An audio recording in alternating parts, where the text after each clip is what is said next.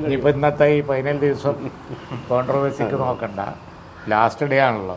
അപ്പോൾ last day ആണ് ഇന്നത്തെ പുതിയ കോൺട്രവേഴ്സി. ഗോവിന്ദ മാഷ് വന്നിട്ടുണ്ടല്ലോ, അത് ചർച്ച ചെയ്യാം.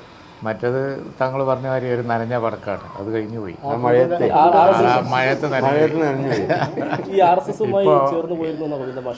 അതെ. ഇപ്പോൾ കാര്യം വ്യക്തമായല്ലോ. കാര്യം അത് ഇത്രയും ദിവസം പറഞ്ഞതൊക്കെ വെറുതെ ആയിരുന്നു എന്നുള്ളതും യഥാർത്ഥം എന്താണെന്നുള്ളതും അവസാനം ഗോവിന്ദ മാഷ് തന്നെ പറഞ്ഞു. അതുപോലെ തന്നെ കാര്യങ്ങളൊക്കെ വളരെ വ്യക്തമായി.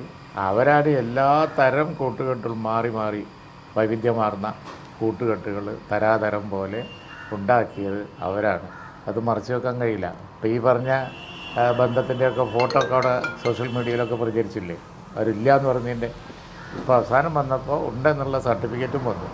അതുകൊണ്ട് ലഘൂകരിച്ചു അങ്ങനെ ഒരു ബന്ധമില്ല എന്ന രൂപത്തിൽ. അല്ല, ഉള്ളത് ലഘൂകരിക്കാൻ കഴിയില്ലല്ലോ. ഇല്ലാത്ത പറയുമ്പോഴാണ് ഏശാത്തത്, നനഞ്ഞ വടക്കാകുന്നത്. ഞങ്ങൾ കോൺഗ്രസ്സോ UDFോ ഇത്തരം ബന്ധങ്ങളൊന്നും ഉണ്ടാക്കിയിട്ടില്ല. അതൊക്കെ ഇവർ വലിയ ഒച്ചത്ത് പറയുകയാണ്, വെറുതെ ഇല്ലാത്ത കാര്യങ്ങൾ. പക്ഷേ ഇത് ഉള്ള കാര്യമാണ്. ആ ഉള്ള കാര്യം ഇപ്പോൾ അവരുടെ പിന്നെ എല്ലാ കൂട്ടുകെട്ടിൻ്റെയും തെളിവുകൾ ഫോട്ടോ സഹിതം നാട്ടിലുണ്ട്. അതുകൊണ്ട് അവർക്ക് തുറന്ന് സമ്മതിക്കാതിരിക്കാൻ പറ്റില്ല. അതന്നെ ഗോവിന്ദ മാഷ് പറഞ്ഞത്.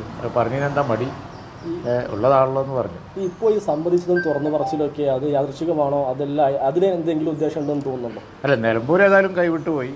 അപ്പോൾ ഇനി ഇത് അതുകൊണ്ട് വല്ല പ്രയോജനം ഉണ്ടാകുന്ന അടുത്ത തെരഞ്ഞെടുപ്പിലേക്ക് നോക്കുകയായിരിക്കും. നിലമ്പൂരിലേതായാലും അതുകൊണ്ട് യാതൊരു കാര്യമില്ല. അവർ പറഞ്ഞതിന് വിരുദ്ധമായിട്ട് അവസാനത്തെ ദിവസം വന്ന് പറഞ്ഞാൽ ജനങ്ങൾ വിടുമോ? അപ്പോൾ നിലമ്പൂരിൽ അത് യേശൂല. ഈ പോളിംഗ് ശതമാനം കുറയും എന്നൊരു വിലയിരുത്തലൊക്കെ തന്നെ തുടർച്ചയായി ഉണ്ടാകുന്ന തെരഞ്ഞെടുപ്പ് ജനങ്ങളിൽ മടുപ്പുണ്ട്, കൂടുതൽ ആളുകളും. അല്ല, അതിപ്പോൾ ഇവിടെ തങ്ങൾ പറഞ്ഞതിനാണ് മത്സരത്തിൽ നിങ്ങൾക്ക് തോന്നുന്ന ടൈറ്റാണത്. ഭൂരിപക്ഷം കിട്ടി UDF ജയിക്കും. ആ കാര്യത്തിൽ സംശയമില്ല. അങ്ങനെ ഒരു ഭൂരിപക്ഷം കണക്കാക്കിയോ പാർട്ടി? അങ്ങനല്ല, എണ്ണിയാലേ പിന്നെ നമ്പർ വരുള്ളൂ. പക്ഷേ നല്ല ഭൂരിപക്ഷം UDF ജയിക്കും. ആ കോൺഫിഡൻസാണ് ഞങ്ങൾ നിലമ്പൂർ വെച്ച് പ്രകടിപ്പിച്ചത്.